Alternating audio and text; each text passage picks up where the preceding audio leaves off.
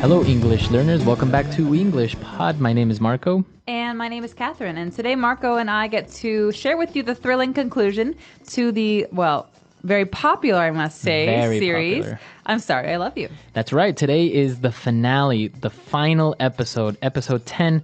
This is where it all ends. So what do you think is going to happen?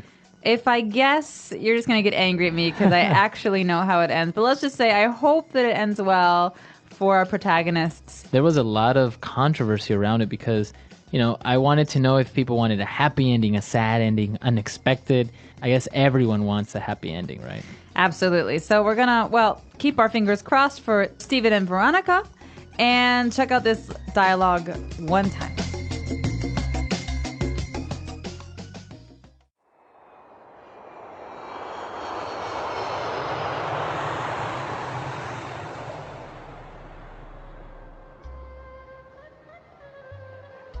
Steven, good to see you, brother. How are you? How was your trip? It was fine. I've been better, but it's great to be home. I've missed you all. How's Mom? She's great.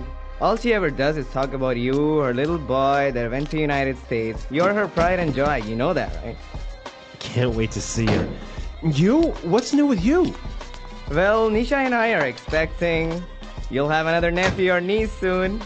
That's great. Wow! Congrats! You two are great together, you know. You have such a beautiful family. I hope that one day I can have that. Of course, man. Come on. I mean, everything was set here for you to marry Shalini. You know, she's still pining after you. I don't think she'll ever get over you. What are you talking about? I hardly knew her. How could she be in love with me? I couldn't go through with it, even though she's a great woman. No, I left my heart in the United States. I just hope Veronica is happy. Get over it. You're home now. Everyone here thinks so highly of you. There'll be girls throwing themselves at you. You can marry anyone you want. I don't want to marry anyone.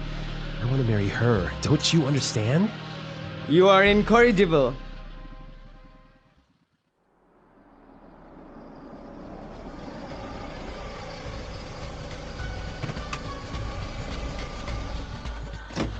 Steven, my baby, how are you? I miss you so much. Hey, Mom. Great to see you. You look so thin. Didn't those Americans feed you? Come, let's have some Thai. By the way, there is a girl here waiting for you. Hi, Steven. Veronica, how did you get here? How do you know where I live? I waited for you at the airport, but you never showed. I also have some little secrets that I haven't told you about, but we can discuss that later. I realized that I was just scared of how much I love you and of the commitment that marriage requires. I'm here now. I now declare you husband and wife. You may kiss the bride.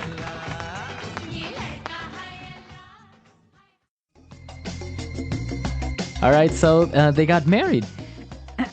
Oh, you got married. We got married. I got married. Yeah. Wow, I should have called my mom. And not that's only great. did you get married, but you got married Bollywood style with like Bollywood. music and everything nice. And those huh? weddings are like 4 days long.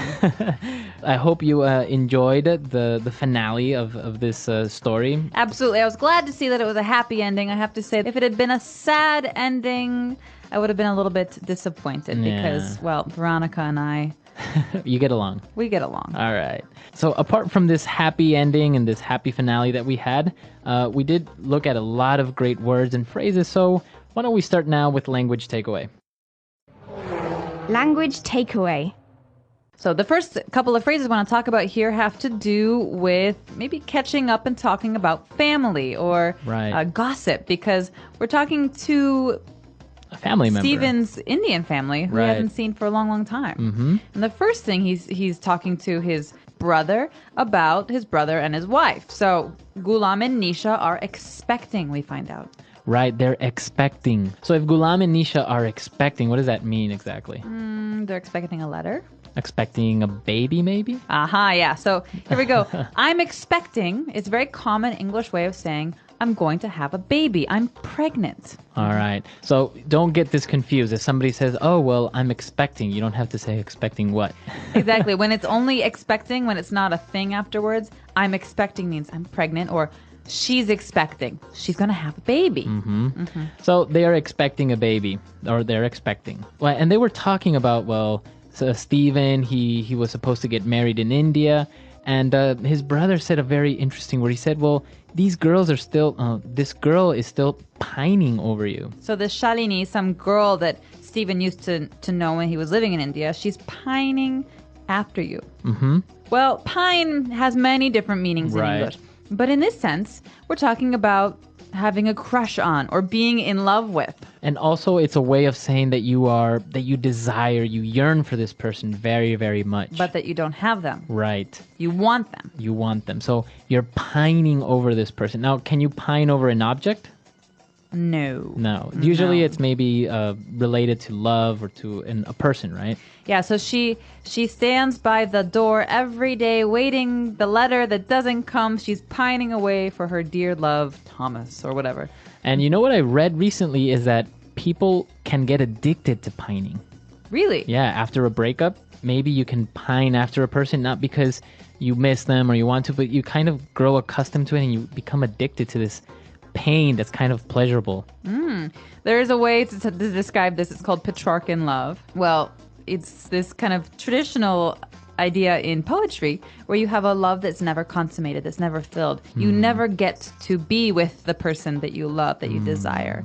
And so it's a way of distinguishing the two different kinds of love. One where you're with the person and the other where you always want them, but you can never have them.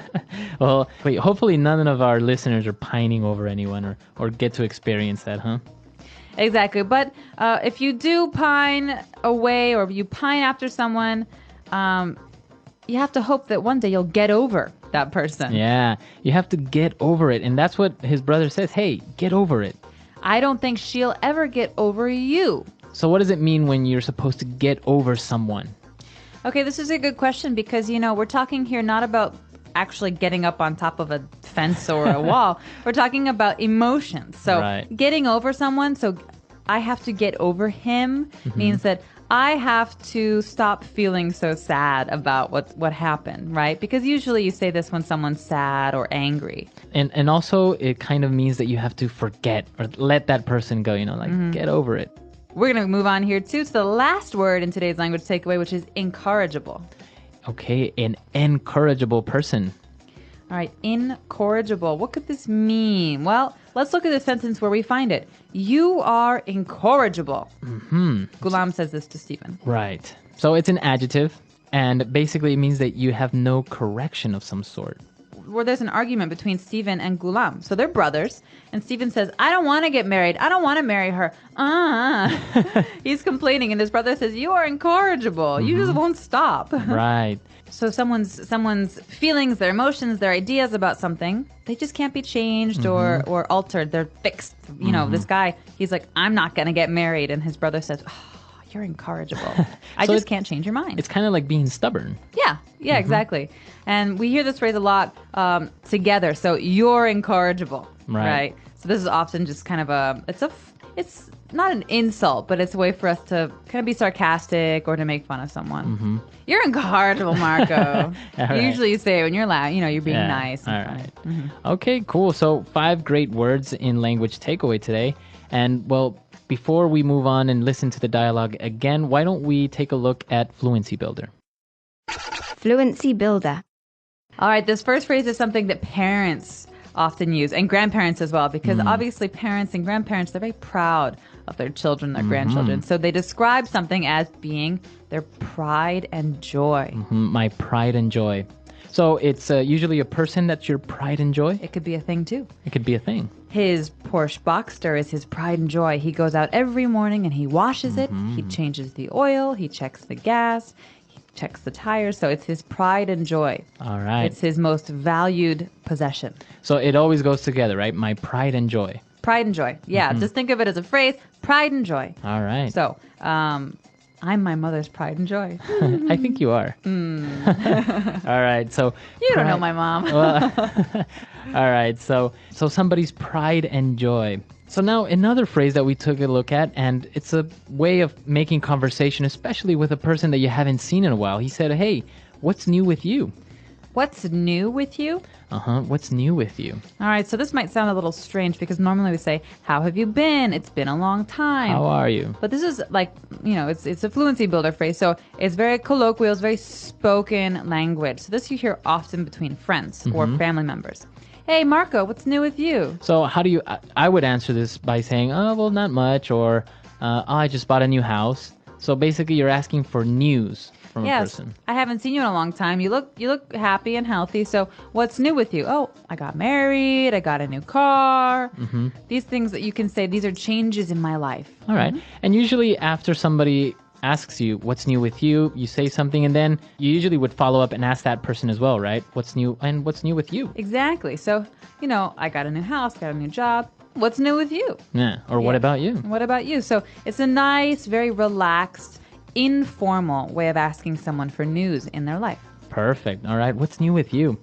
What else? Now, he was supposed to get married, right? Right. So this is news. He was supposed to get married. He didn't get married. What's going on? His brother, his mother, they all want to know what's going on. And we find out that wedding, that girl, he just couldn't go through with it. So I couldn't go through with it. Okay, this past tense. So he's saying, before I came to India with this girl, I couldn't go through with it. So present would be I can't go through with it. And going through with what here? We've got it. So this kind of magical, strange word, it. What could this be? So basically what he's saying is that he couldn't complete or maybe finish something that he started, right? So in this case, we're talking about marriage. A relationship. Or marriage. Yeah, a relationship. So maybe we loved each other, but I couldn't go through with it. I couldn't go to the finish line. Right. I couldn't get married. You see that a lot when maybe in movies, two people are supposed to get married. They're at the altar, and all of a sudden the bride says, I can't, or she goes away crying. I can't go through with this. Exactly, right? So because she loves somebody else, so can't go through with it. Great. So really good phrase. I can't go through with it. He couldn't go through with it.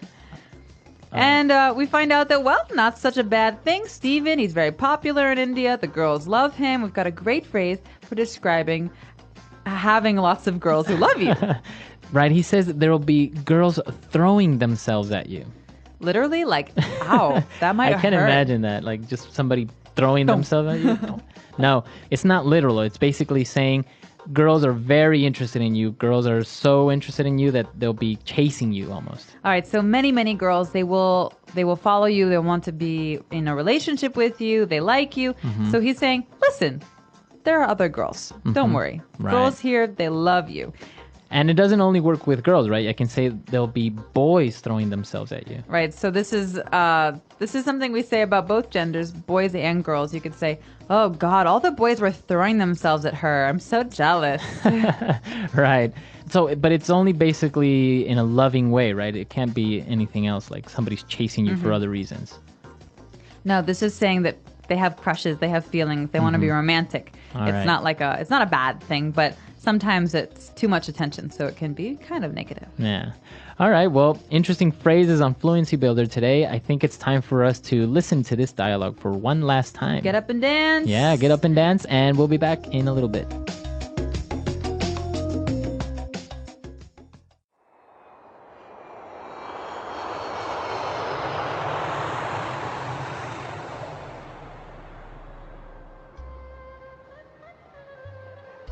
Steven, good to see you, brother. How are you? How was your trip? It was fine. I've been better, but it's great to be home. I've missed you all. How's Mom? She's great. All she ever does is talk about you, her little boy that went to United States. You're her pride and joy. You know that, right? Can't wait to see her. You? What's new with you? Well, Nisha and I are expecting. You'll have another nephew or niece soon. That's great. Wow. Congrats. You two are great together, you know. You have such a beautiful family. I hope that one day I can have that. Of course, man. Come on. I mean, everything was set here for you to marry Shalini. You know, she's still pining after you. I don't think she'll ever get over you. What are you talking about? I hardly knew her. How could she be in love with me? I couldn't go through with it, even though she's a great woman. No, I left my heart in the United States. I just hope Veronica is happy. Get over it. You're home now. Everyone here thinks so highly of you. There'll be girls throwing themselves at you. You can marry anyone you want. I don't want to marry anyone. I want to marry her. Don't you understand? You are incorrigible.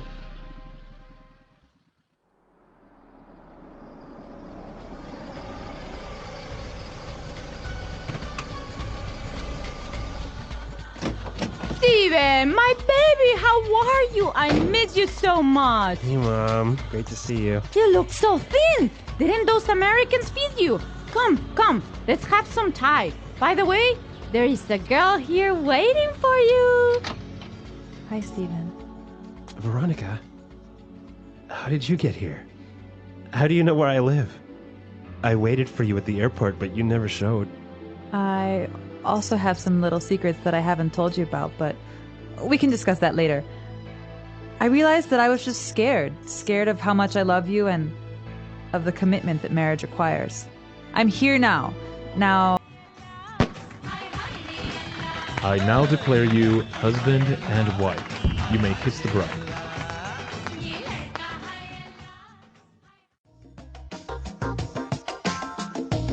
All right, so it's over. Sad. 10. Sad but sweet. Sad but sweet, huh? 10. Well, we went from them meeting casually by a bike accident. Yeah, we had nice music. Then That it was so turned out romantic. that she was angry. They kind of broke up. They got back together. He was being strained with all of these secret trips to save people. Mm-hmm. It was interesting. We went a lot of different ways. People. She was pregnant. She wasn't really pregnant. The She had doctor a was stalking her. stalker. He's Yeah. in the Secret Service. It was an interesting ride. Very interesting. But Well, now we need to think of a new drama, a new soap opera or novel. So we need your input. maybe we should open it up. What did you like? What didn't you like? And what kind of genre are you interested in? Because, there's tons of different kinds of stories we could tell. Right. Maybe we can do something scary, like a thriller or horror. I'm a big fan of sci-fi. Or sci-fi. Maybe we can do something sci-fi.